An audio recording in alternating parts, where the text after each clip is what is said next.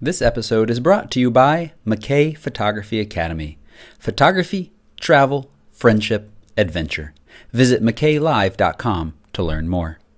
And SquareSpace, the all-in-one platform that makes it fast and easy to create your own professional website, portfolio, and online store.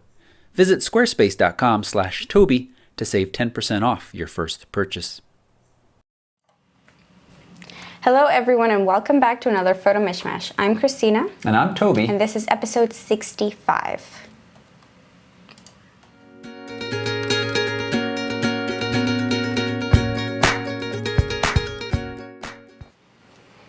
Welcome back everybody. This is your weekly source for all things photography, or I should say one of your weekly sources, because as I saw somebody just say in the chat room, it's funny to see so many of you who, I think you make the pilgrimage each day from each of the different shows that are out there that you can catch. Our show is where we take the week's photography news, discussion, current topics, gear sitting on the table. We mash it all up and serve it, share it with you all out there. I'm Toby, photographer and educator. And I am Christina. I am a wedding photographer. You didn't say full-time this time. Usually you say full-time wedding photographer. I'm a full-time wedding photographer. Mm-hmm. It's interesting. I wonder what percentage of wedding photographers are full-time versus part-time. There must be some data out there on that somewhere. Yeah. Because there are a lot of part-time photographers, and I think a lot of you watching are part-time photographers, either for enjoyment or for some income. Well, as you can see, we diverge from time to time, but usually what we jump right into is... In case you missed it, but I just want to go over a little bit of the format of the show, just very briefly touch about what we're going to talk about, just because if you're tuning in for the first time, you probably want to know what's going on. So we're going to just do a quick review of some of the videos that have been posted to the channel over the week. We're also going to go over some news that kind of caught our eye or the eyes of Roy and Scott, two of the people that help us put this podcast together. We're also going to announce the winner of the Instagram challenge. What? No? Yes. Okay. We got a lot to do. Yeah, we're going to have a contest that we're announcing right after the news. And at the end of the show, well, we're going to talk about the 5DS. We've been kind of playing around with it, so we have some thoughts to share with you about it. And we are going to answer any questions that you have during our live Q&A. And after all that's said and done, we'll spend about 10 minutes in the after show. Ooh, 10 minutes. You put a time limit on it. Where we just kind of let loose and just do weird stuff. We do weird stuff. And on that note, let's talk a little bit about In Case You Missed It. Now, in the PhotoRec studios in quotes in my office here, it's been a little slow. We've been busy, but spending a lot of time with family, and so have not gotten out as many videos as normal. But in the past 2 weeks, or the past week, we've gotten out the LG G4 tips video. So again, I'm really enjoying the camera on this phone. It's just having that manual control is a lot of fun, and it's already coming along with me. So the fact that I always have a decent camera with me, is it as good as something like the Sony RX Mark 100 Mark IV? Absolutely not, but it's good enough. And so I share some tips that I found over the last couple of weeks of shooting with it that I think will make your experience better if you're using that camera or one of the other cameras that gives you manual control. Now, a little embarrassingly, I did make a mistake in that video. I thought that you could edit D&Gs from the LG G4 in Snapseed 2.0. Because the headline feature of Snapseed 2.0, that's a little app for iOS and Android, everywhere is you can now edit D&Gs. Apparently, only on iOS so far. Come on, Google, you own this program, you own Android, give those folks, give me a little love. So currently, if you want to edit D&Gs on your smartphone, Android, you got to be a Lightroom subscriber so you can have access to Lightroom Mobile, which does allow you to use the D&Gs. All this time I've been editing the JPEGs thinking they were D&Gs. I don't know what you're going to make from that. This guy's an idiot, maybe, but there's not a huge difference between the RAWs and the JPEGs from these small sensors. There's a difference, but it's not that big. So, all right. Okay.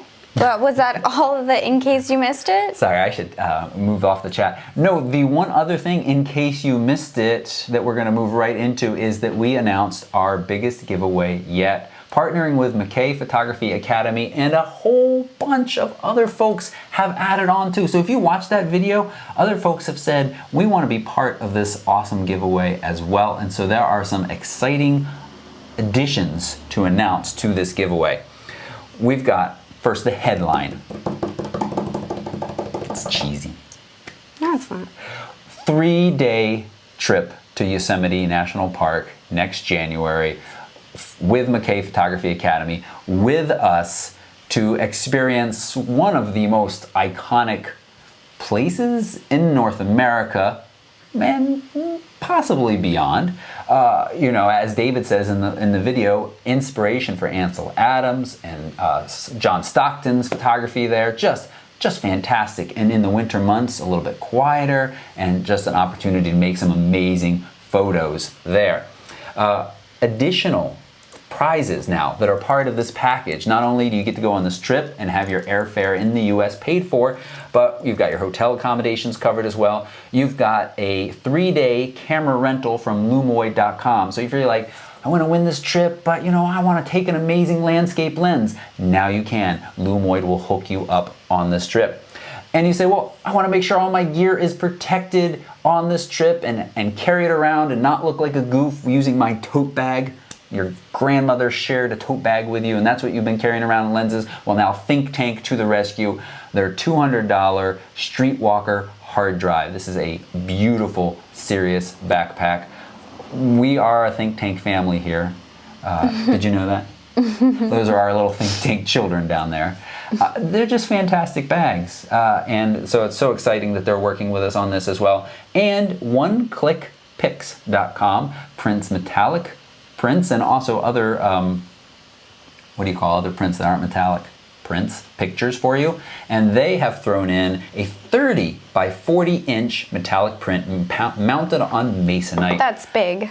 Yes, it is big. That's so really you're big. going to go make this gorgeous picture of Half Dome or something within the park. You don't actually have to use this picture for the park, and then you can come home and get an amazing metallic print and put it on your wall. So really awesome. I mean, we're well over $2,000 here. Oh yeah. You know, so it's fantastic. All of the details you need to know are at photorec.tv/giveaway. On the screen right now. And it is US only. You know, I'm sorry for folks outside of the US, this contest. I understand if you're, you know, disappointed. I don't think you should be disappointed enough to leave grumpy messages, but you know, that's your time. You can. People have been doing that. You can choose to do what you want. It's the economics. We're a small business. McKay Photography Academy is a small business as well, and the economics to be able to say, oh, somebody from Fiji won, and now we have to do a $3,000 airfare ticket. That it just doesn't work. We hope to grow more and certainly offer more worldwide contests in the future, and there will be a chance to win something for worldwide folks that's going to be announced a little bit later today, separate from this. Yep, that is right. All right, so that was in case you missed it. I don't think many of you watching have missed this contest, but I wanted to make sure you knew about the additional items now that just kind of sweeten an already very sweet snow cone of a prize. Yep, so go to photorec.tv/giveaway to find out more details. And with that, we are going to move on to the news. Right? Yes. Okay. We need to start working towards sound effects. Yeah, we do. So the first bits of news have to do with me, mostly. And that is the Sony A7RII Mark II shipping date has been somewhat fluid in giving me pains. As some of you know, I'm headed to Iceland with McKay Photography Academy again. My flight leaves at 9 p.m. from Boston on August 5th. For a while, the ship date of the Sony A7 Mark II was July 28th. Perfect. Then all of a sudden it jumped to August 10th. Not so perfect. Most of the way through my trip in Iceland. That's not going to work. It has now come back to August 5th. And I have a contact at B&H that I have been bugging, and he has been great in trying to help me see if I can get my hands on this camera. is going to be close. It looks like I might have to go to New York City to B&H on the day that I'm flying out of Boston. So if anybody wants to give me a ride, no, I'm just kidding. So that's going to be a pain in the butt, but I have one with my name on it that should be in the store on August 5th. There is a should there still. It's like a little letter, should, because it almost definitely is, but my contact at B&H cannot say for sure. For the rest of you, I think this camera is going to be hard to get your hands on if you didn't put in a pre-order already. The buzz surrounding this camera is larger than any I've seen in quite some time. People are very excited, smart people who I respect. It's not just like, ooh, shiny. It looks to be fairly revolutionary. Yep. So I'm excited about that. I hope it works out that I can bring it along to Iceland. But if you don't... If I don't... I'll be here. Sending me pictures. You'll like lay it on your pillow in the bed and you're like, miss you, honey, not. Is that what is that what you'll do? Well, now I am. That's a great idea. Stiff. I don't know if people can tell when I turn to look at you. That's a great idea. Yeah, so people have been asking, what am I taking to Iceland? Some of the folks who are going along on this Iceland trip with me have been asking, and if I can't get my hands on the Sony A7RII Mark II, I'm leaning towards asking B&H to loan me the Nikon D810. That's like the next best big practical sensor that would work for me, I think. You know, and if that doesn't work, it's certainly not the end of the world. I have to just take my 5D Mark III. I know, really. It makes beautiful images. I'm gonna share 90% of what I take in Iceland, probably on Instagram, you know, and print the rest of it. And gosh, is it gonna be that much different? But I would like to be able to bring a new camera to Iceland because it'd be fun. So that's that. Other bit of news. I remember I was sick like 2 weeks ago, or maybe 2.5 now. I binged watched some of Casey Neistat's vlog videos. We try to... We do that anyway. Well, yeah, but... Even when we're not sick. That's right, but we're gotten behind again. And for those who don't know, he was that guy who hacked up his 70D. That's not his only claim to fame. He makes... he makes interesting vlogs each day. And one of them, he hacked up his 70D because he got an error that I think was... with Canon cameras in general, and that just happened to be the one that he had. Yeah, and he's a little dramatic. I think that's part of a good storyteller, is to be a little dramatic. Anyway, so... People were talking about it that weren't otherwise talking about him before. That's right. A few days later, he said he got a new camera. I was like, ooh, what did he get? He got a Canon T6S. And he's like, yeah, I tried to get away from Canon, but I got all their lenses. Then, while I was sick and watching episodes, he went to B&H. I was like, oh, he's going to go to B&H. What are they going to, you know, what is he going to end up with from there? And he went in, and a few minutes later, he walked out and he said, I'm going to keep the Canon T6S. They told me that the 70D is the best for autofocus. I said, wait a second. I was really surprised. I don't know if you've ever been in B&H. Awesome store.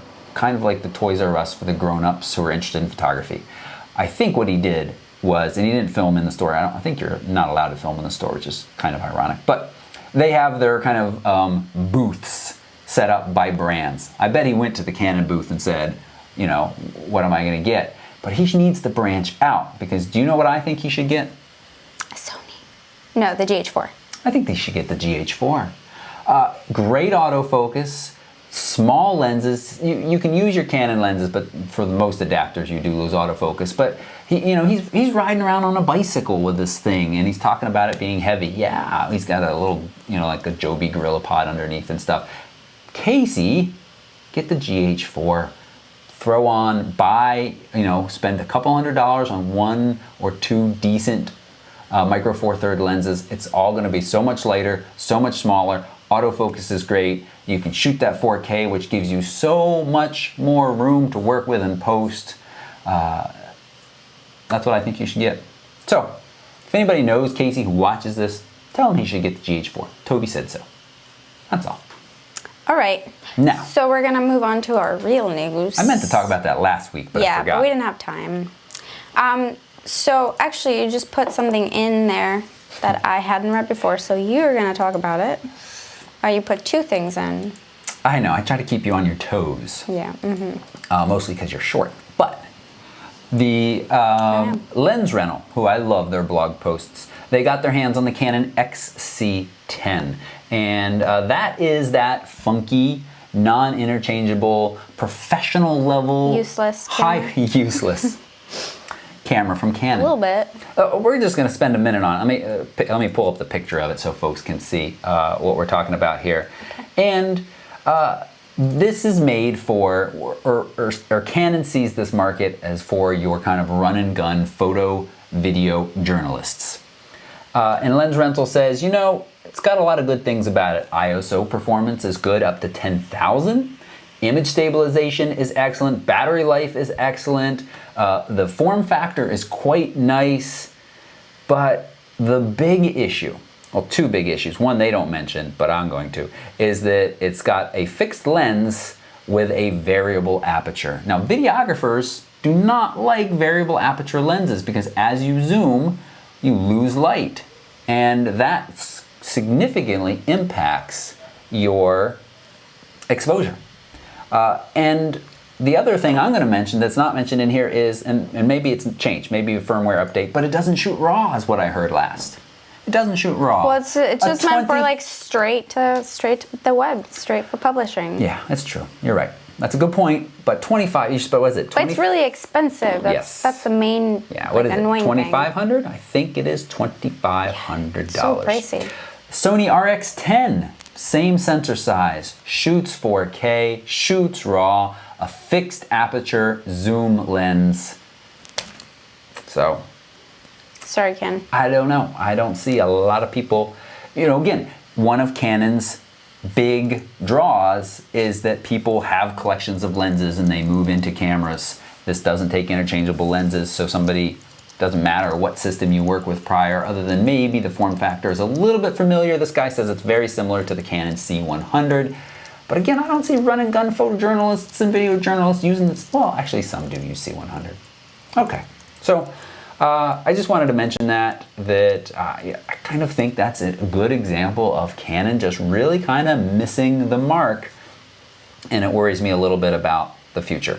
Although I'm hearing rumors of some nice 5D Mark IV stuff, so we'll see. Next bit of story I'm just going to keep talking. Yep, since please do. You didn't know that I slipped these in here. Google Photos backs up your photos even if you delete the app. So when you get the Google Plus or now the Google Photos app on your Android or iOS phone, it says, hey, do you want to automatically back up your stuff? Full resolution or 16 megapixels max, we'll throw it up in the cloud for you. It'll be private, and then you don't have to worry about losing your phone. And you say, yes, that's awesome. A few days later, you get creeped out when you go and look online and you say, oh my God, all these pictures are online. Well, they are private. There was a little hubbub that the URLs are generated and not protected, but they are basically like a 42 character password, so no one's gonna get to your stuff. But let's say you get freaked out and you say, I don't want this anymore, delete the app. It's still gonna upload your photos. And somebody said, Google, and Google said, that's on purpose. So it's a little funny, and then you come up with headlines like this, and I think it scares people away. Again, I don't know. Is it wrong to say I don't feel like you should be taking pictures of your phone that you don't want public or would be terrible if it went public at some point, mostly through human error of your own, I think, clicking around and saying, oops, I shared this, or a bad guy getting in. But I don't know. I don't think I have more to say about it other than I was playing devil advocate. I think it is silly that if you delete the app, it should say, do you want to stop uploading? It should prompt you. But I'm not worried about putting my pictures online. All right. Do we have any relevant thoughts from the chat room on that? Well, no, we kind of, somebody on the chat says that they have just taking a step back, the XC10, and that they love it, and that it's revived, Kevin is his name, his love for photography, but I'm not really getting exactly why, like specifically about the camera he loves so much. So Kevin, if you want to tell us, we'd love to talk about it maybe later. Are you sure he's talking? I think he said, you go back a little further, he's talking about the A7 Mark II. Oh. Yeah, that makes sense. Just kidding. I don't see anybody coming in here saying that the XC10 has revolutionized their love of photography. All right, just kidding. Yes, as Trevor says, it is a dead camera walking. That's why I was so Dead intrigued. camera walking. That's why I was so intrigued. Yeah. All right. Now on to the news articles that I actually did read. From DIY Photography. You guys may have seen this news story. It was kind of going around. It's about parents horrified after a studio photoshopped out the birthmark of their daughter. They did a photo session and the studio just decided they were going to Photoshop a birthmark that was on her face.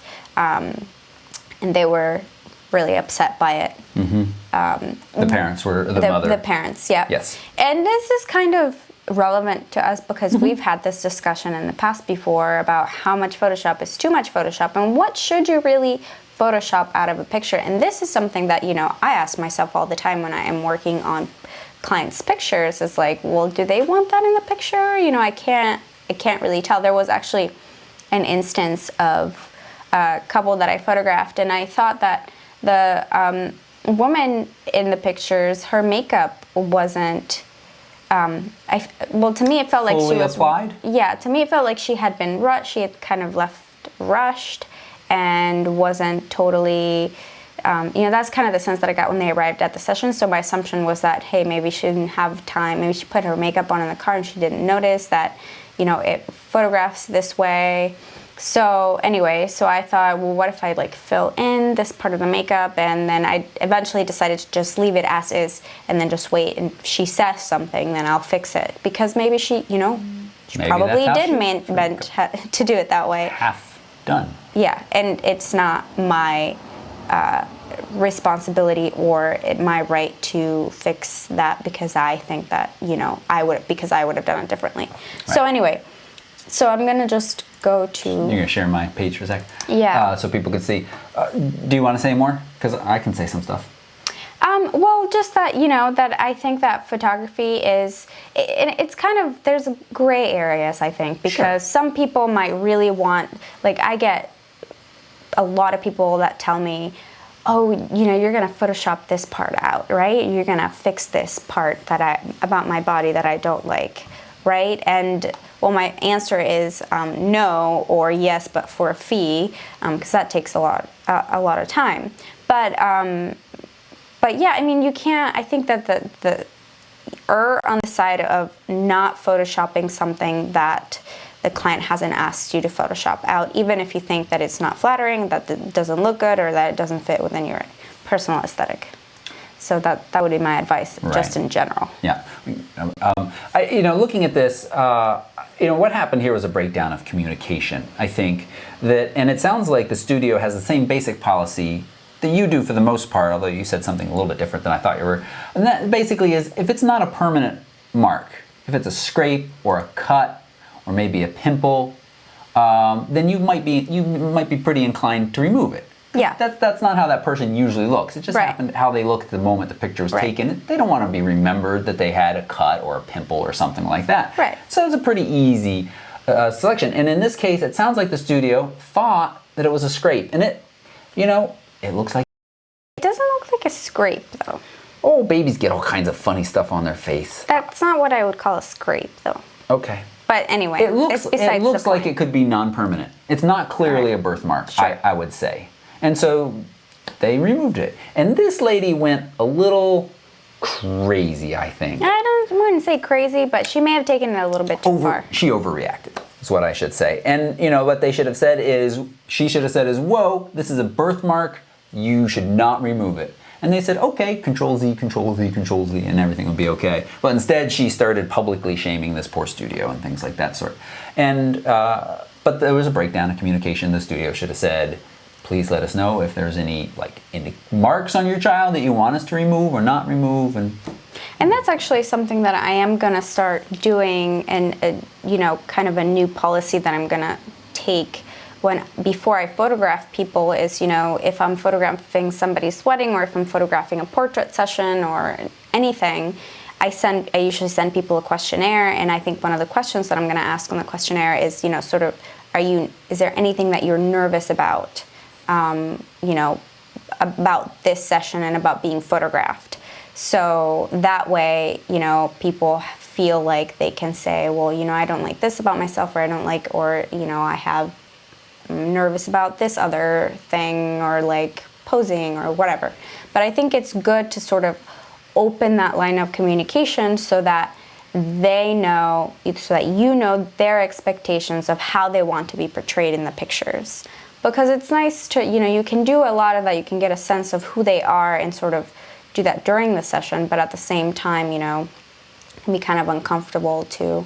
And it also, one of the things that makes me kind of uncomfortable, and that I don't really know how to deal with, is once I'm photographing somebody and they just come out with some insecurity that they have, and I don't really know how to respond other than, just like continue to shoot and just make the best of it. Well, we've talked about that. I mean, I think the best thing to do, and it can go either way, but I think getting it, my point is that getting it out and talking about it ahead of time before the session is the best way to do it, because it doesn't impact the session. You can stay focused on like the happy and sort of, whatever flow that you've got going. Right. But you still have this in mind. You know what their concerns are, and you can take care of it, and you know how to deal with it. Yeah. One of the things we talked about, and I think, is that if you're dealing with insecurity during the shoot, take a few moments to both reassure the client or clients and say, I'm really loving what we're getting here. And maybe even if you're not, still, part of your job is to bring out the best in your clients, and if they're really insecure, it's going to show.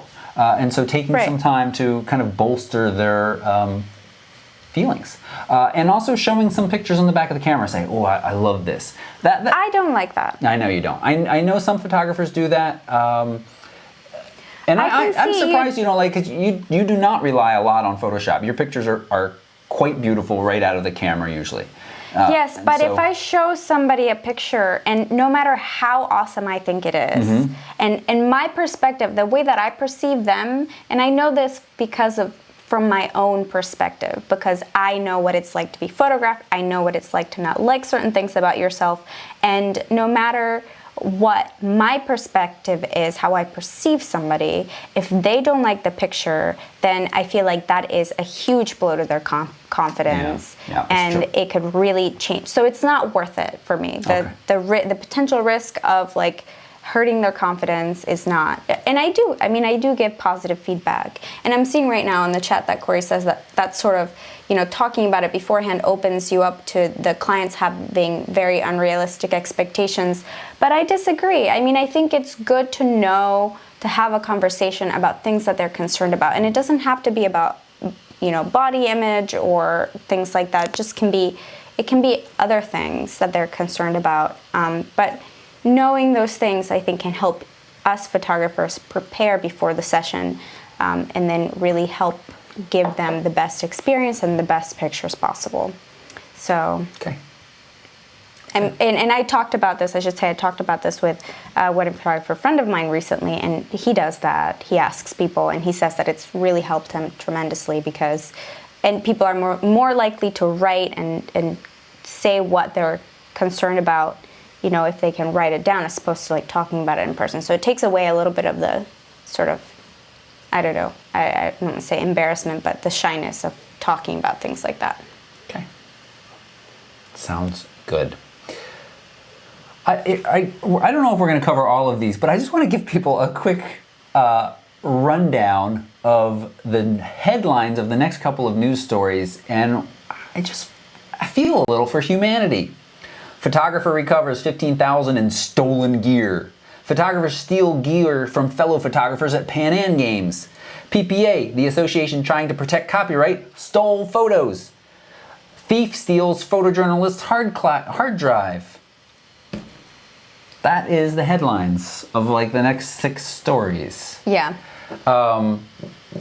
Roy, Scott. You act like it's their fault. I know. It's your fault for letting me know that sometimes humanity sucks. Yeah. So the first story was posted on Petapixel, and it's about a photographer that recovers his gear because he had saved his copyright information in the. So you can have, as you take pictures, you can have your camera write your contact information, the copyright, everything onto the pictures, and of course it can be erased. So if somebody really savvy steals your camera and erases that, then you're out of luck. But chances are that they might not be super savvy. They might forget. They might post a picture. They might forget. Yeah. Your serial numbers are also written into that EXIF data as well. Yeah. That is what those. What's the service called now that I keep saying I'm signing up for? I've actually registered. I've entered like one piece of gear. Somebody in the chat room, please tell me what that service is that will keep an eye out for pictures posted with those EXIF information. But it's so easy, folks. It's all the way down to the Canon, T series, Nikon. I think Nikon allows you to do this as well. It's in the yellow menu, enter copyright. You can also have it do this when you import into Lightroom. We show how to write all that information in our Lightroom series, and the top picture on Petapixel right here will show you as well. But put your information in there. It's just one extra bit of free insurance that is going to help you. But yeah, he had a bunch of stuff stolen, and then it actually happened that this guy said he wanted to come buy a bunch of stuff from him, like bailed, and then that guy went and stole the stuff from him. Yeah. So that's another selling on Craigslist. And so related to that, the next news story is about photography gear being stolen at Pan Am Games by other photographers, allegedly. So basically the story is photographer's taking pictures, he turns around to get something, somebody just quickly swoops in and takes a really expensive camera, and the reason why other photographers are suspected because it's all in credentialed areas where you have to have a pro photographer pass. And it sounds like at the end of the article, so this is on SLR Lounge or F-Stoppers, it's on fstoppers.com, and it sounds like it's kind of a common thing that it just happens during sporting events and things like that, which is really disappointing. It is. Just, I don't know. I mean, I know this is sort of a really naive thing to say, but I don't know. If you wouldn't want somebody to do this to you, why would you do it to somebody else? Like, that's just so much grief and so much, Right. I don't know. Yep. To put somebody through. Practical advice is 1, put your copyright information in there. 2, have insurance. Yeah. Have insurance. Keep your hands on your gear as much as possible. And again, somebody mentioned too, this is another service that's supposed to be coming. We mentioned it briefly. I think it was on Kickstarter. People coming up with these little tags, Bluetooth enabled or RFID, that set off alarms if they become a certain distance from your phone, or different ways. So hopefully this will be less of an issue in the future as technology advances. But bad guys also seem to keep up with technology. These bad guys. So it's kind of a bummer. And then Christina, I did not actually read that the PPA Association was stealing people's images. Can you tell me a little bit about this? Yeah, so... But you remember, correct? What? Of PPA? Yeah, I'm a member of PPA. So this is an open letter from a photographer who has been a longtime member. We're talking like 30 years, longtime member of PPA. I will say it's not written, it's not exceptionally written, but whatever. The article? The article itself is not exceptionally written. But the story is that PPA took photos from some of their members to use in advertising. I believe it was during a trade show. And they didn't, I don't know if they give credit because it didn't say it on the article, but they didn't pay the photographers, they didn't ask the photographers. And then the other kind of weird thing about the article was that the author pastes the apology that PPA, so PPA apologized, but it's kind of a vague apology, and the author was upset by this because they weren't specific about it. I don't know. But yeah, I mean, it's kind of an ironic mistake to make, given that PPA is supposed to be, it's not only a source, a resource for photographers to learn how to copyright and protect their work and protect themselves. I mean, they're a huge organization, so to do this, it's a pretty huge screw up. It's pretty big. They say that it's disappointing. The person who wrote the article, the author, said that it's the equivalent of Martha Stewart baking brownies from a box, which just thought, like, really, couldn't come up with a better. Anyway. I thought you were going to say baking pot brownies. That's what I thought you were going with that. And I was like, oh, no. No. Okay. Moving on. Fujifilm put some films on the chopping block, meaning Fuji is going to discontinue several different styles of film. Christina, does this affect you? I know you shoot with some Fuji. I do. I shoot Fuji 400H Pro, so they're discontinuing some nice films. I actually didn't read if they were discontinuing only the medium format, because if they're not, then that doesn't affect me because I no longer shoot medium format. I shoot 35mm. But Fuji Velvia Pro 160, and they are hiking up the prices of Fuji of the 400H Pro, which is a stock that I use often. So I don't know. I guess Fuji just hasn't been doing all that well with their film. It's too bad because they make beautiful film, but Kodak seems still, as far as I know, still kind of staying strong. I think, that there's been kind of a resurrection of film over the last like 5 years or so, with photographers, particularly wedding photographers, taking it on and sort of using it as a way to differentiate themselves from the people around them. And it has a beautiful look to it. And I think that maybe Portra has come out on top, especially from Kodak Portra. Yeah, Kodak. There was a show a few years ago that I don't know actually when it's going to start back up, but it's the Frame Network. I don't know if any of you guys who are watching know about it, but they did a film show and they partnered with Kodak, which I think was a huge promotion for them because I know a lot of people who've watched that and are familiar with the film photographers there. So anyway, I think that was kind of good for Kodak, and they seem to be hanging in there, at least with Portra, which is the stock that I think most people use. Ernie wants to know what film camera you're shooting with currently. I'm using the Canon 1V. And you love that millimeter. because I do. It's basically the 5D Mark III film version. I shouldn't say that. Form factor, button placement, you appreciate because you can go back and forth between them at weddings smoothly. I've watched you. Are you bringing a film camera to New Zealand? Yeah, I think so. I think I would like to shoot only with film. Really? Yeah. Wow. I know that it's just like, I'm not just trying to be different. I just really do feel like it's helped me. It's helped me sort of get out of a rut that I feel like I've been in a long time. I took this little Canonette that didn't even have a meter out to Washington, and I just like blindly shot pretty much everything with it. Had no idea if there was anything that was going to come back, and there were plenty that did come back that I loved. So I just feel like I just feel like I like that. Yeah. Again, I wish I could remember exactly which episode it was where we kind of dissected that really nice article about why someone chose to shoot film. It sounds like that resonated with you, and some of it was kind of that slower, more focused.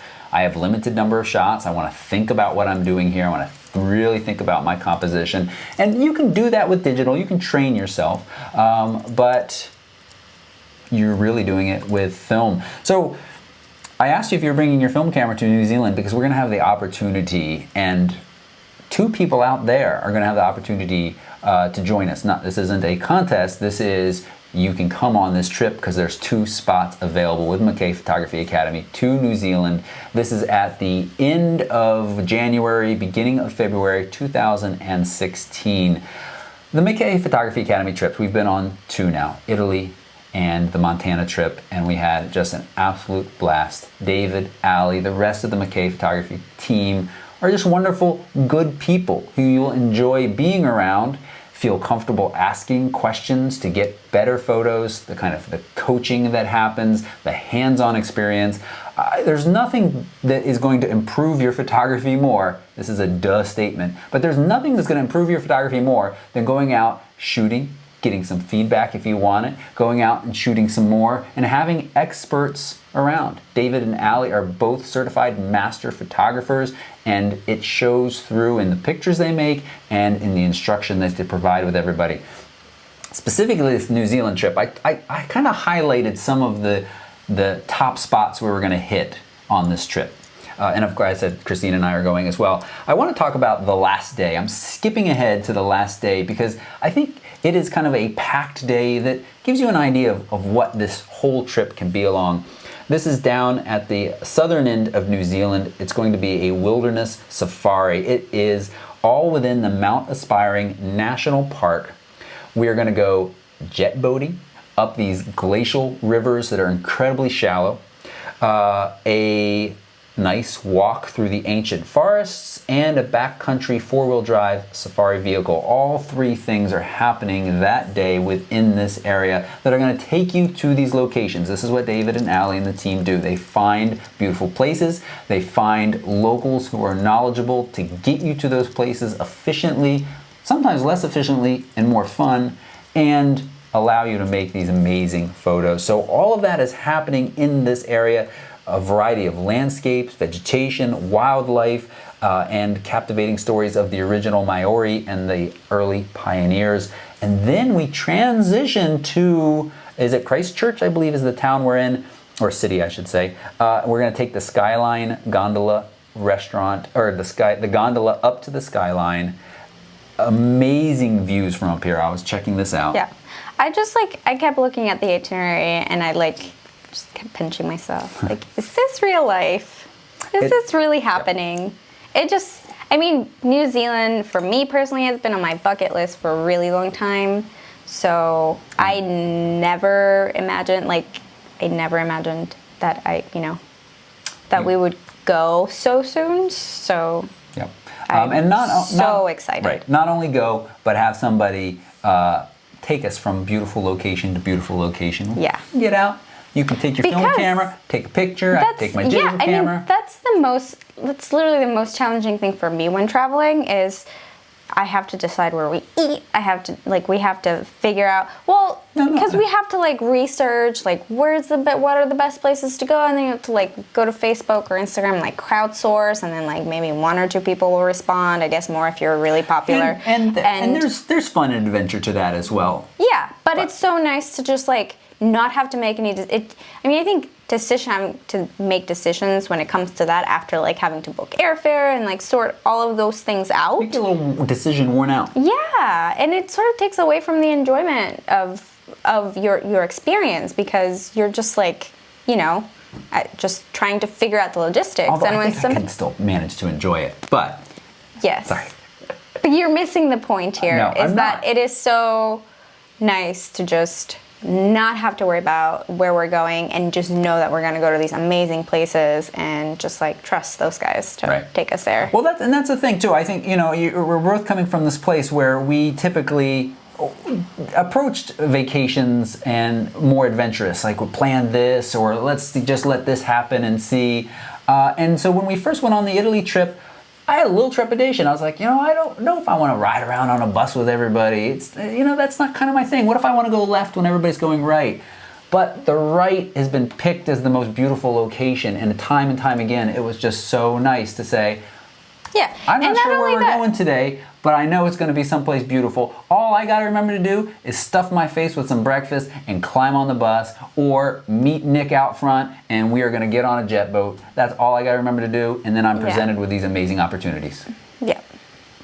The last thing I'll say is we ride that Skyline gondola up, and Joe, who is a Photorec.tv viewer and reader who has decided to go along on this trip and is so excited, has been doing some astrophotography research, and it turns out that this place, let's cross our fingers for weather, we've already checked the moonrise. It is non-existent, new moon on this night, and we have the potential to get some amazing night sky pictures from down here in the southern hemisphere. You see much more of the Milky Way. The sky is so clear, you're so far from most light pollution. Whew. So if you're interested, the information is down in the show notes right down below, and join us. And if you're interested in the chat room right now, there are no show notes. Just go to McKay.com, McKaylive.com, and find the New Zealand trip under the 2016 tours, and I hope you'll join us. I think it's going to be a fantastic trip. Yep. We definitely hope to see you there.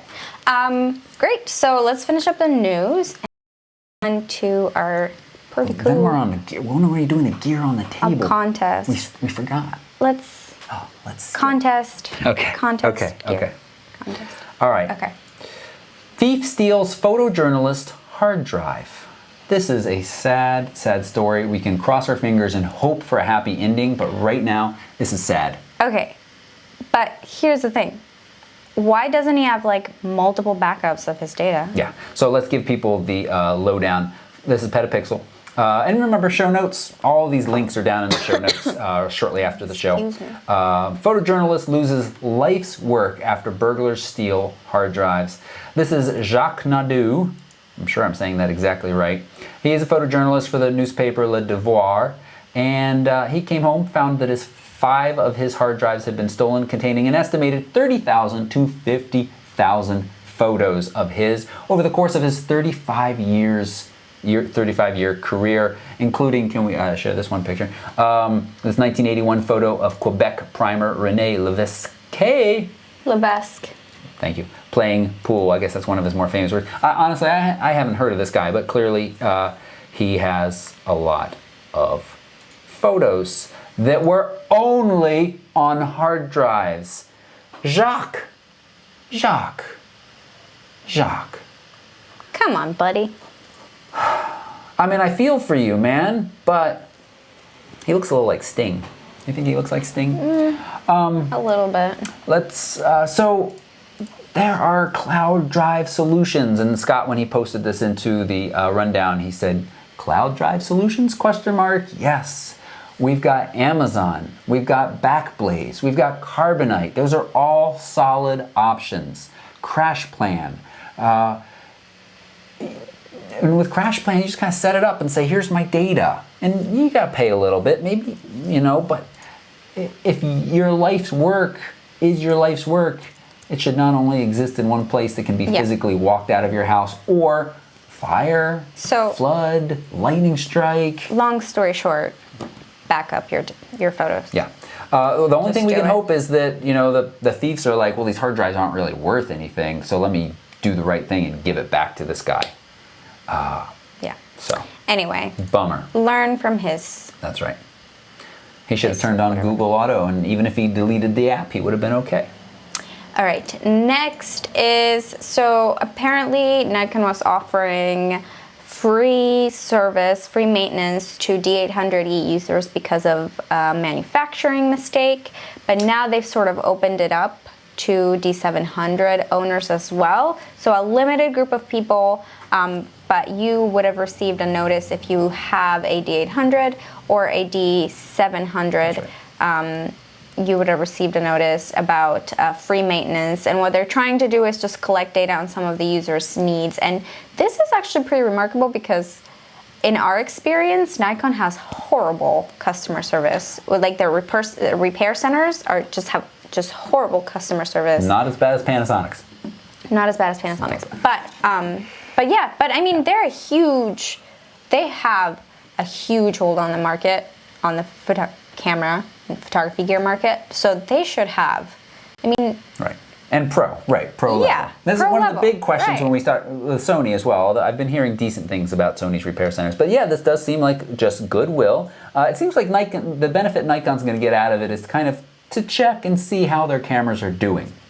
And I think that is a big sample. They're going to create this big sample size of cameras that have been in real world use that are going to help them, manufacture better cameras in the future. It's interesting, and I think it's good.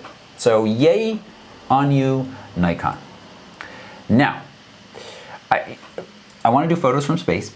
I also kind of would like to do a reoccurring segment, I'll say this and I'll forget next week, of like a Kickstarter thing. Because we almost end up talking about some Kickstarter thing each week. Yeah. So it would be fun. So folks, always remember, Roy and Scott do an awesome job of sending us articles and things. But if any of you come across any articles and you're interested in hearing our opinions about, Send it to us. Send it to us.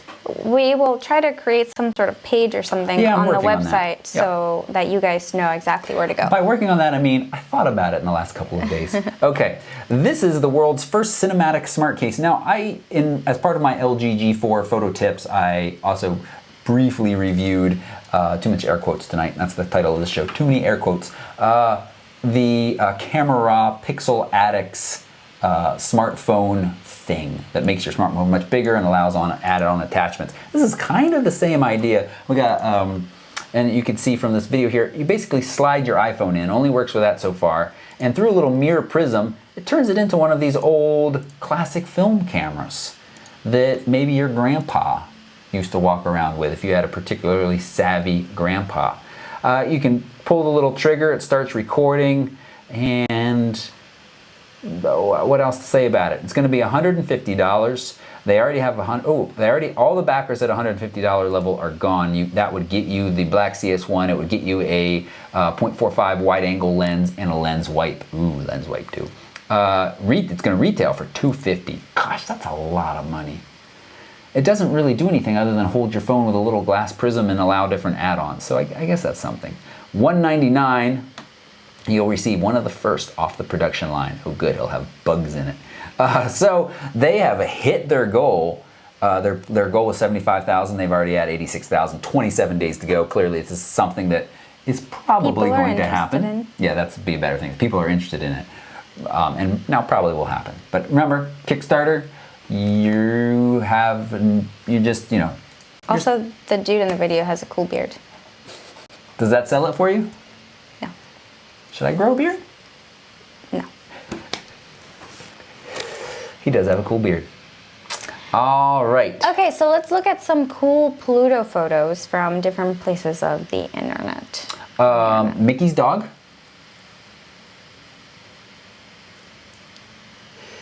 So one of the Our first sound effect should be crickets for every time you say something cheesy. You're and I don't find it funny at all. So the New Horizons spacecraft launched 9 years ago on Monday, flew by Pluto. At 1 day of close flyby. That's it. 9 years in 1 day. Talk about don't miss the kiss at like a wedding. Yeah. Whew. Don't miss Pluto. Don't miss Pluto. Well, luckily, they didn't. Great shot. I always, excuse me, get a little hoarse getting excited about this. I always am curious about the cameras taking these pictures. So this is the better ones, although you found some nice ones on the New York Times. Let me pull that page up real quick and show people the New York Times pictures. Hopefully I haven't used up my free New York Times yet. So there's a lot of data in here, and you can see some really neat craggy mountains.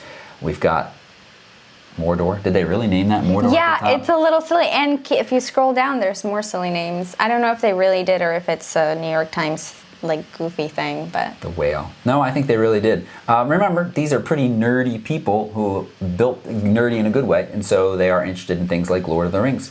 So just really cool. So far away out there. 9 years to get there. What did I want to pull up? I wanted to pull up.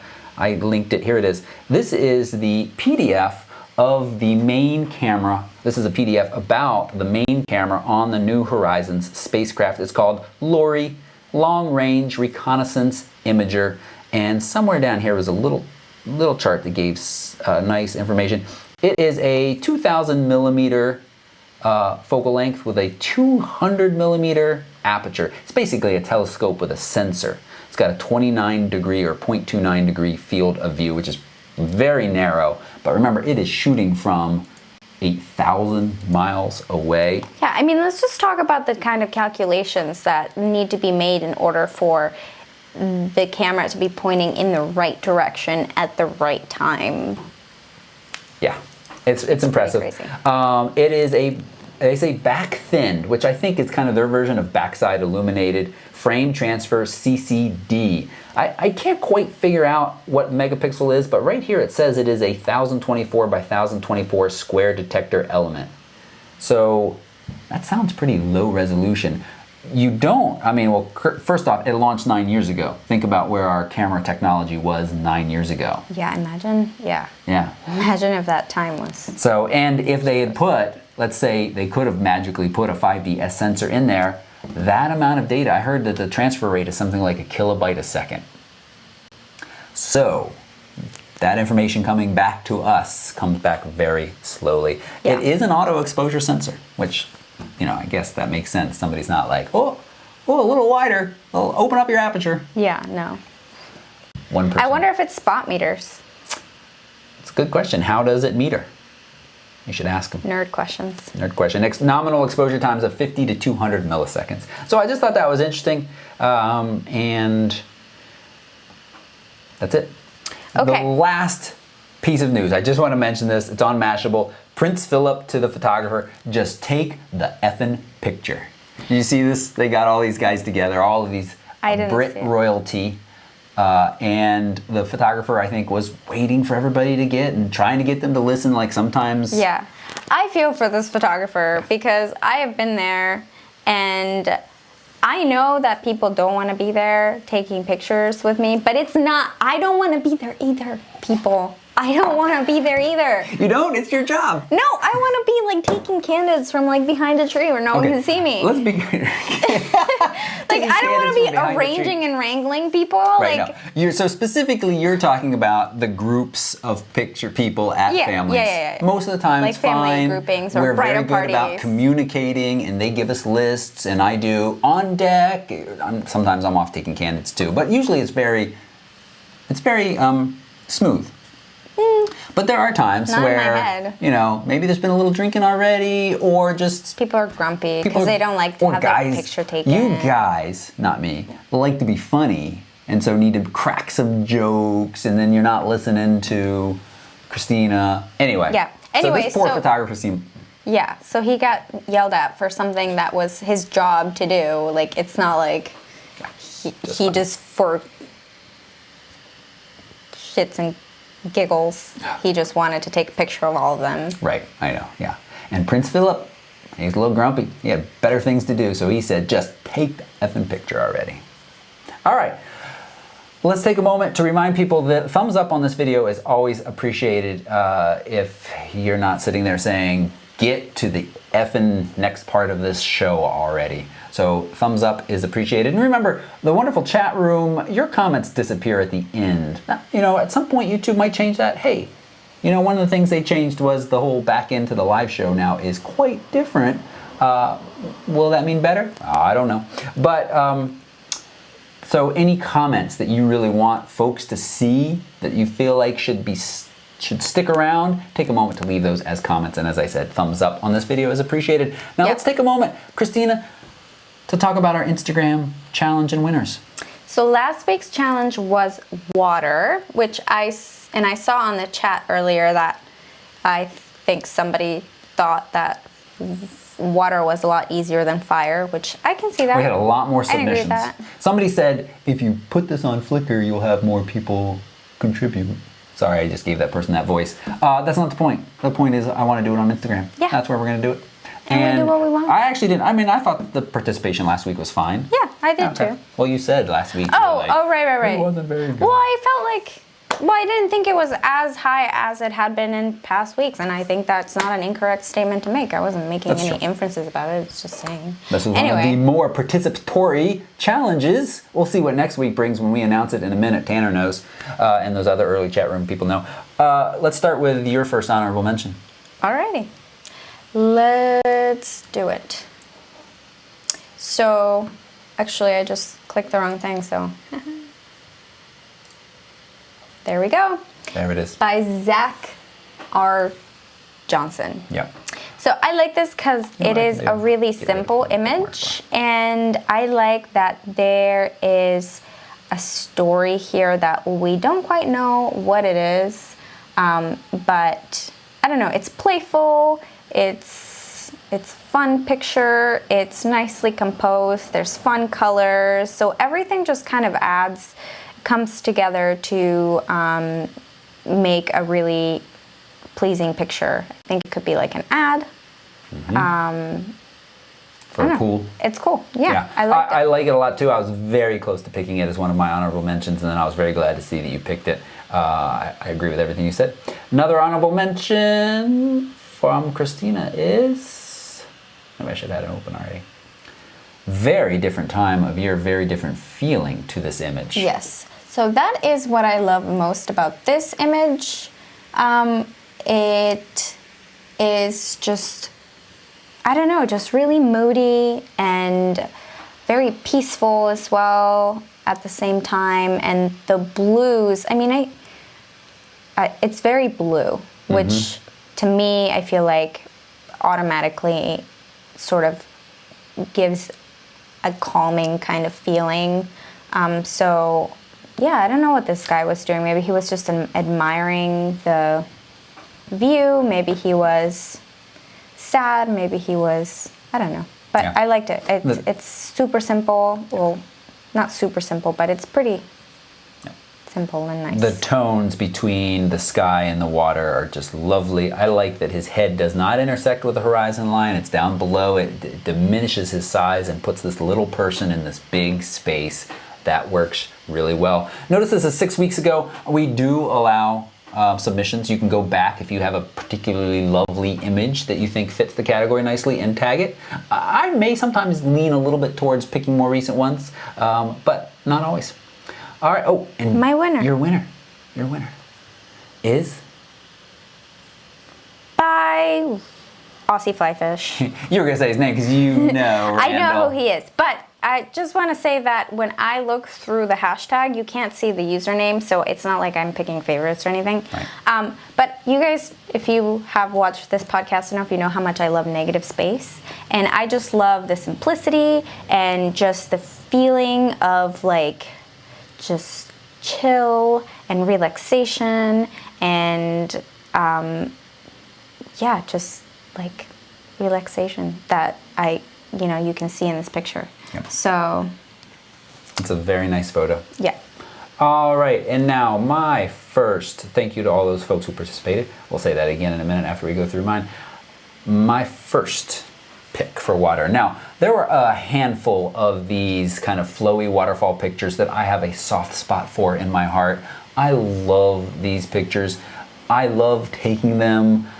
Christina gives me a little bit of a hard time because I've taken a lot over the years. But I thought this one was one of the better ones, and I want to tell you why. We often look at a picture and we start in the top left corner. And if there's something to bring us across the frame or through the frame, that makes for a stronger image. And this is exactly the way this is framed. We have this flowing water down to the right. We have this other stream coming in that, it's a little mystery. I think it's coming back from the rocks behind, whatever. But that adds a little bit of tension to me, or for me. And then it just kind of flows down. No distracting objects, colors, everything here works really well for me. So I really like this image from Insta Sam. There were some other great ones as well. And then there was, I did pick it as an honorable mention. I picked it as an honorable mention as well. There you go. Don't need to say anything more. I did see Jeffrey in the chat say a shark eating the child out of the frame. Very for me, creative. when I first looked at this, I thought the person was kind of floating in a raft and just relaxing, and a beach ball from playing earlier was the side. But now I think from the angle of their hand, I think they're actually standing in the water. But see, it invites that kind of thought, and I like that. And my winner for the Instagram PRTV Water Challenge is this one from Capture That G. That I love the tone in this. Again, we use that term often, but the color and the waves just off into the distance, perfectly sized. I just really like this image.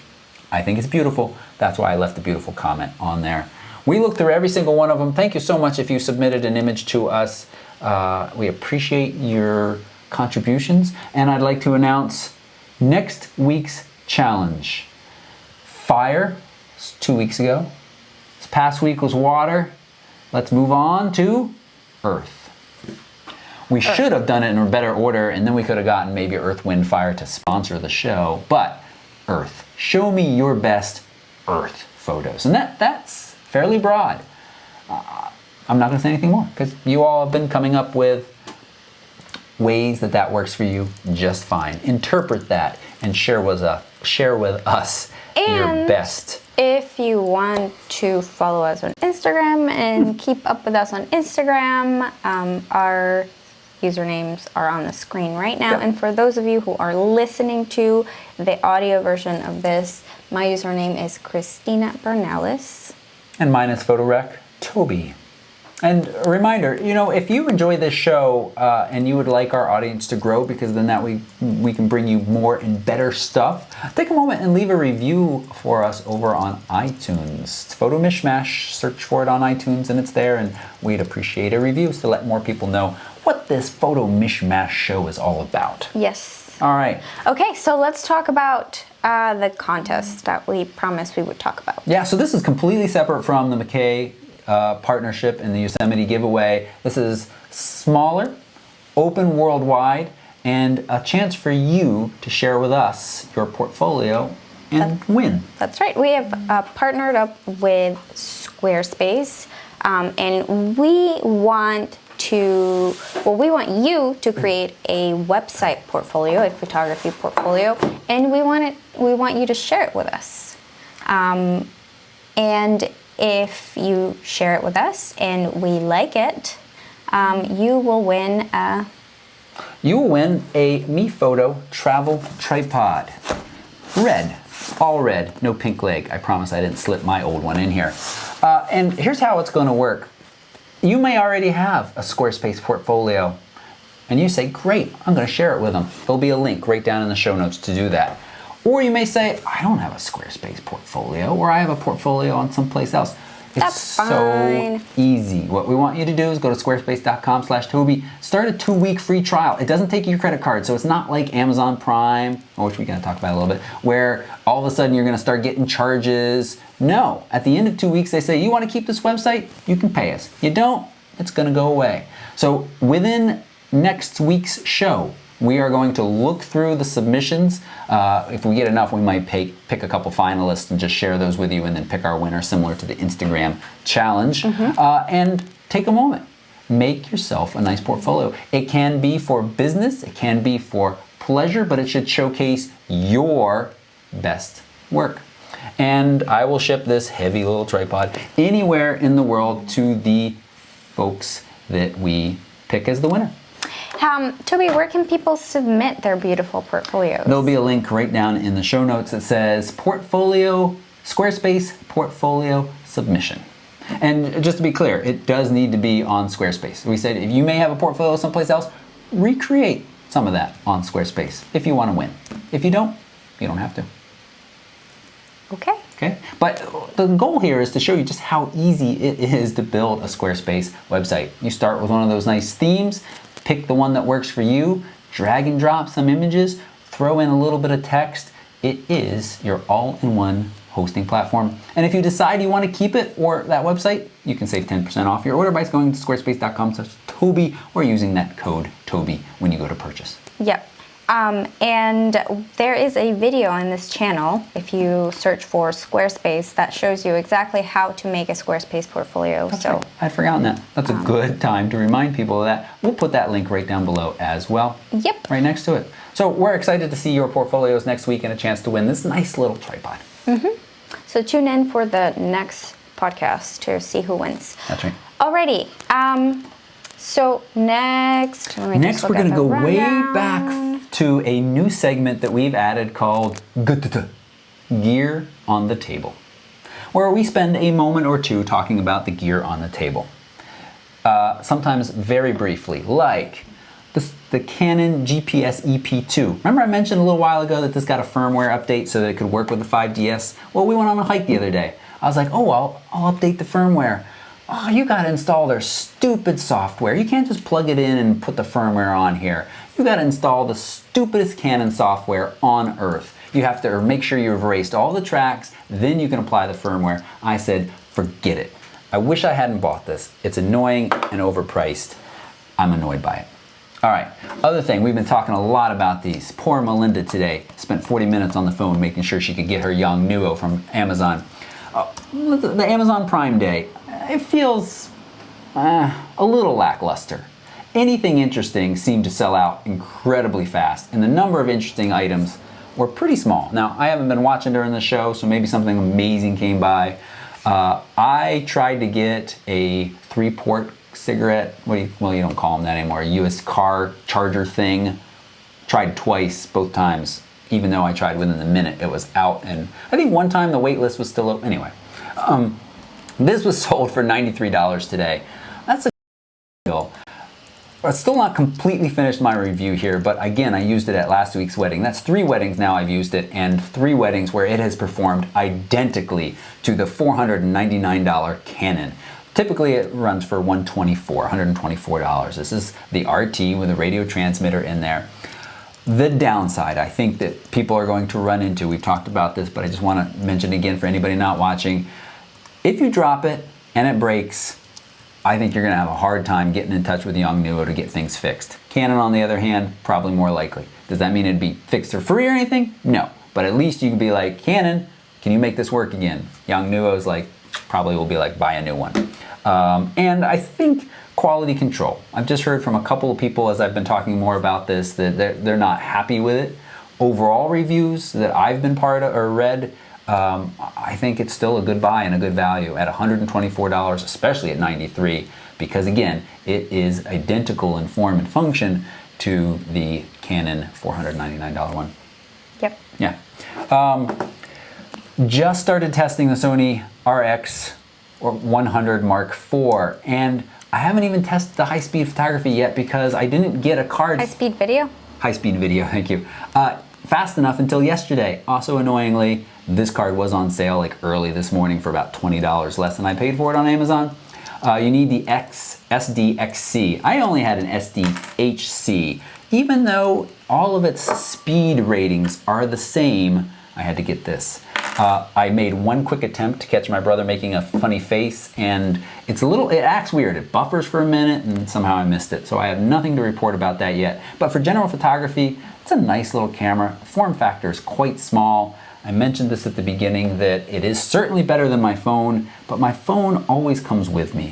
And I have a hard time, saying, for me personally, justifying this as a purchase. But there's a lot of things I love about it. The tilting screen, the control dial on the front that allows you to adjust that exposure. And when I play with it, I imagine I'll like the high-speed photography. I'm gonna go with some folks and hopefully jump off some rocks into rivers in the next couple of days and test that more.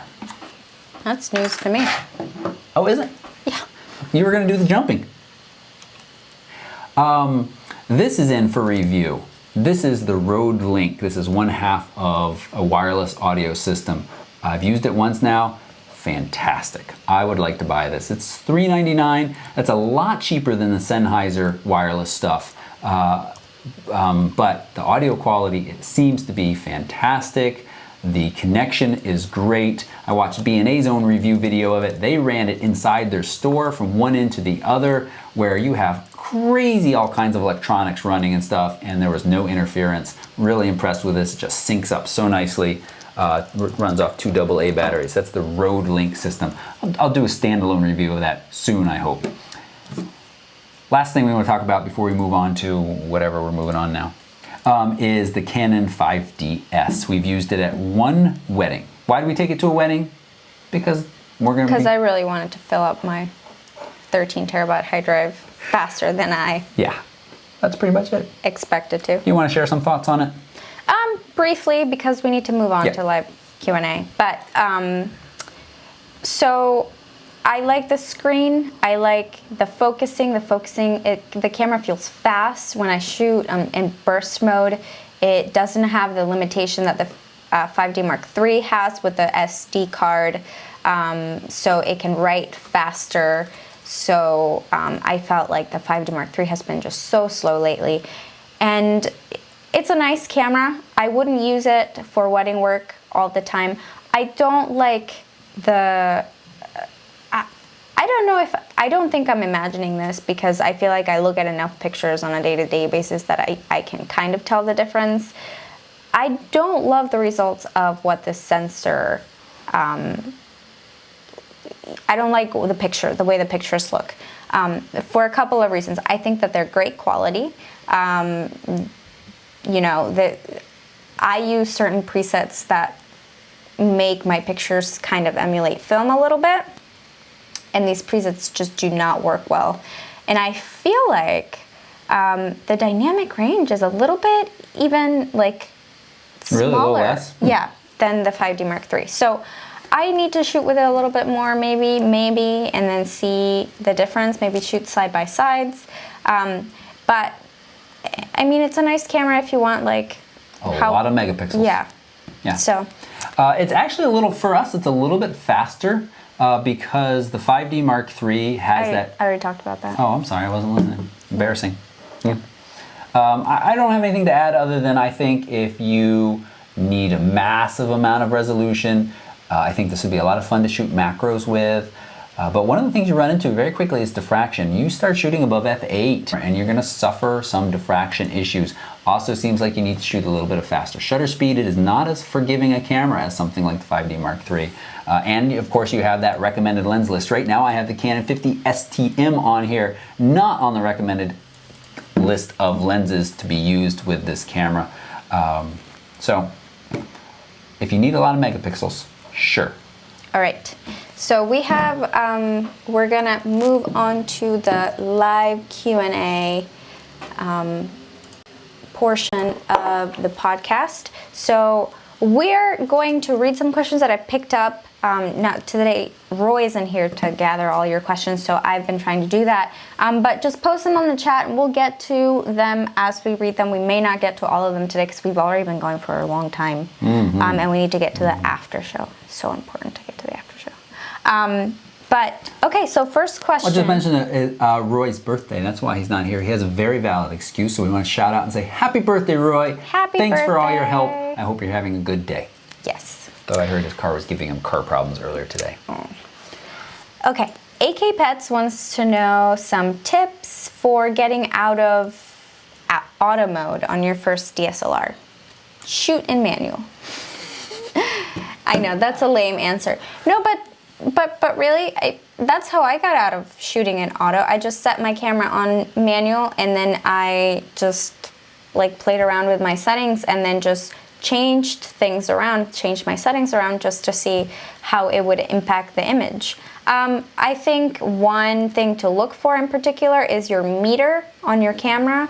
Your meter should be, when you're learning, your goal should be to have the exposure centered, so at 0, like right in the middle.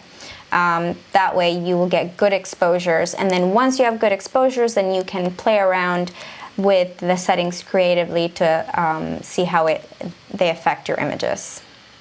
Yeah. Watch my video Exposure Explained Simply.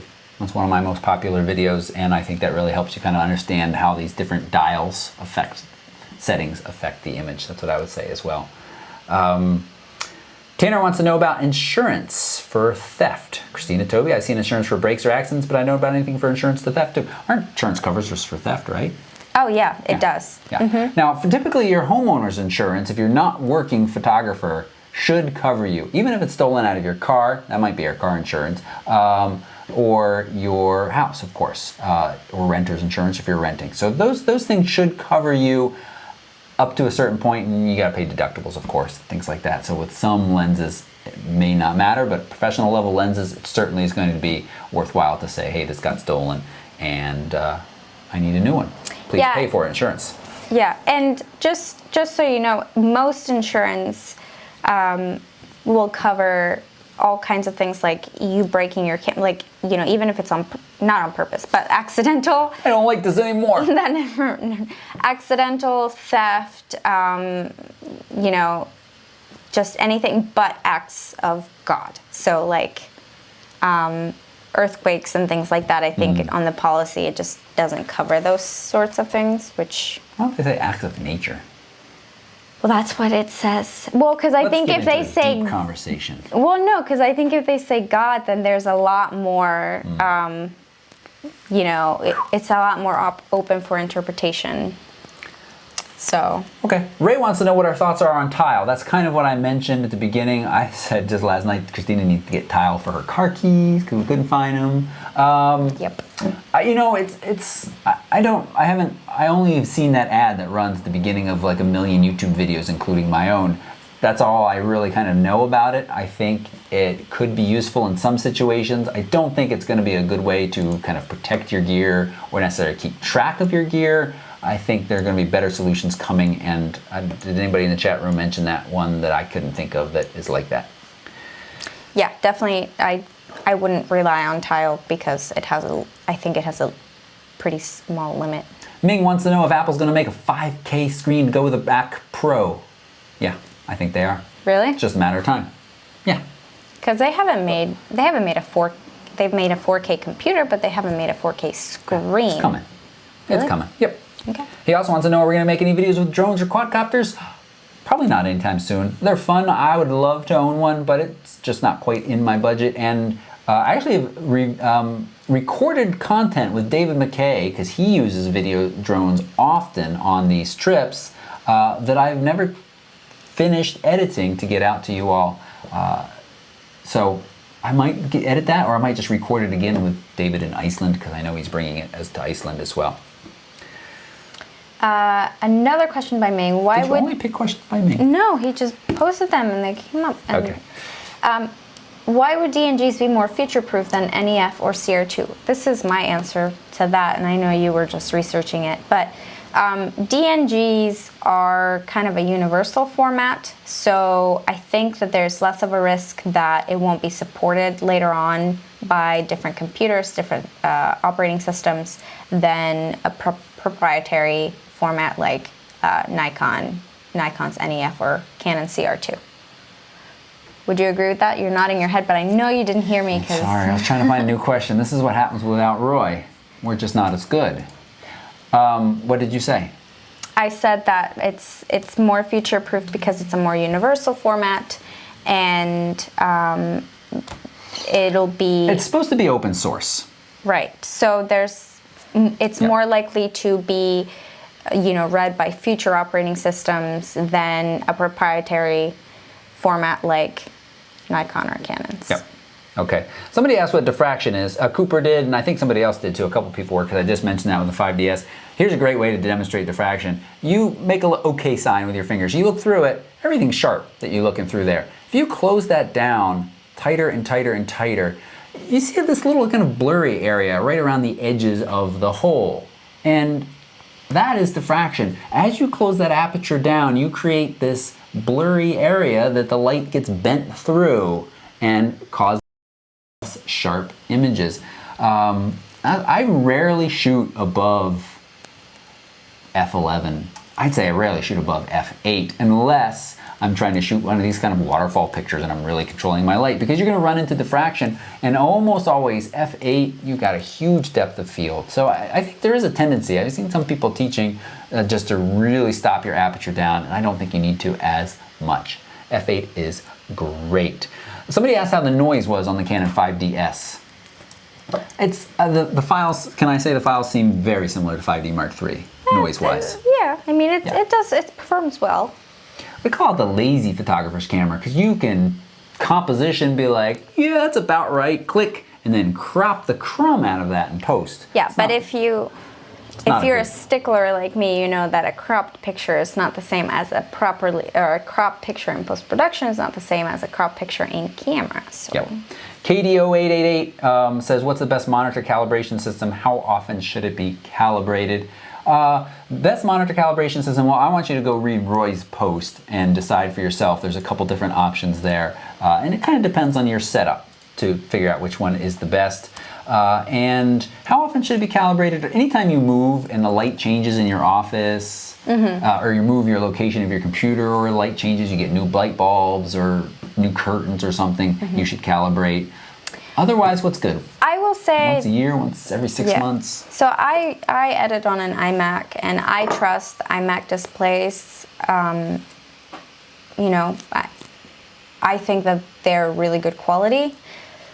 So I don't calibrate my screen, but I do if I am printing in-house, or if I am changing labs and they have a different printing profile, I will try to get the printing profile for the particular paper from the lab and try to match that to my screen, because even after the photos are calibrated, you still have to match so different papers have different colors, the different base colors. Some are a little bit more ivory, some are a little bit bluer, some are a little bit more matte, and matter papers will have less contrast. So it's always good to have the printing profile of the lab, and professional labs will usually have resource, like a page on their website with a resource where you can download all the different profiles.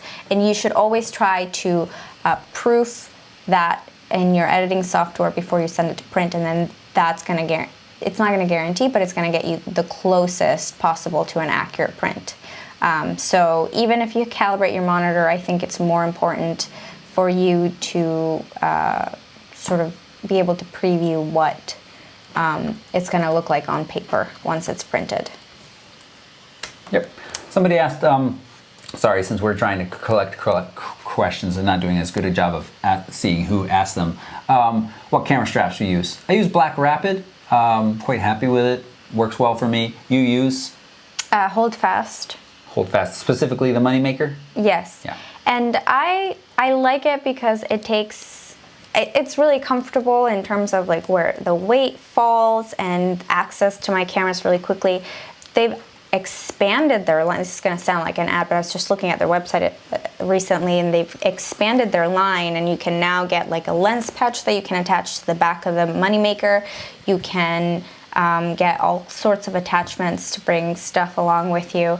My one complaint, which I have seen other people complain about as well, is that it pinches your arm. So when it doesn't happen, I think, if you're wearing long sleeves, or for some people it just doesn't happen, but for a lot of people, it like the metal and the leather sort of catch the skin on your arm, and it hurts so much. It's so painful.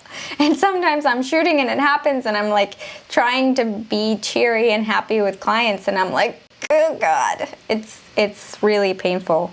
So I don't really know how to fix that. I think it has to do with like the length and where the cameras fall. So I may have to play around with that. But it just has gotten more and more comfortable the more I've worn it, because it's leather, and so leather kind of molds to your body. So. Mm-hmm. There was one other question. Oh, somebody asked, does Sigma 18 to 130, does Sigma make a Sony E mount for their 18 to 135? They make an alpha mount. I don't believe they make an E mount. Trevor mentions that the diffraction issue, yes, it's less sharp, but it's much less of an issue than a photography elitist would have you believe. That's true. I mean, when I want to shoot at like f/22 to get a longer exposure for waterfall, I'm not like, oh no, diffraction is going to ruin this.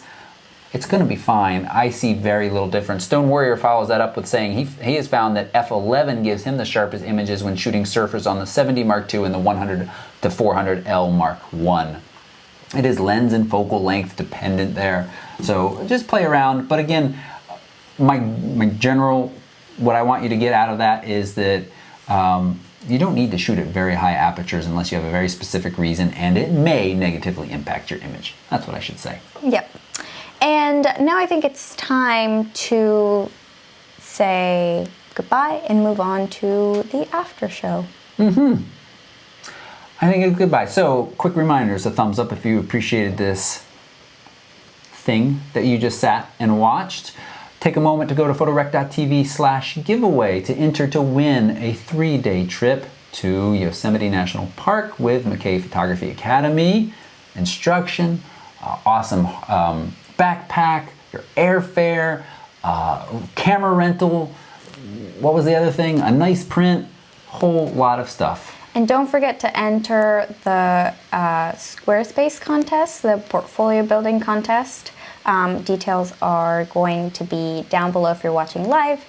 That might be I'm going to take a day or two to get that link up down there, but that doesn't mean you can't start building your Squarespace site now at squarespace.com/Toby.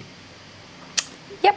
And for those who are interested in learning more about the New Zealand trip, photorec.tv, McKay Live, New Zealand. Information right down below. Yep. And if you want to interact with us on social media, follow us on Instagram, head on over to Facebook, or just go to photorec.tv. Yeah. Those are all wonderful things that you can do. Thank you so much for spending your time with us, either live, hang on folks, we're gonna stick around and talk drumsticks and snowballs, or watching it non-live. I know everybody can't watch it live for whatever reason, but thanks, your comments are appreciated. We do read them. See you later. Goodbye. Now we move into the after show. You hit stop record.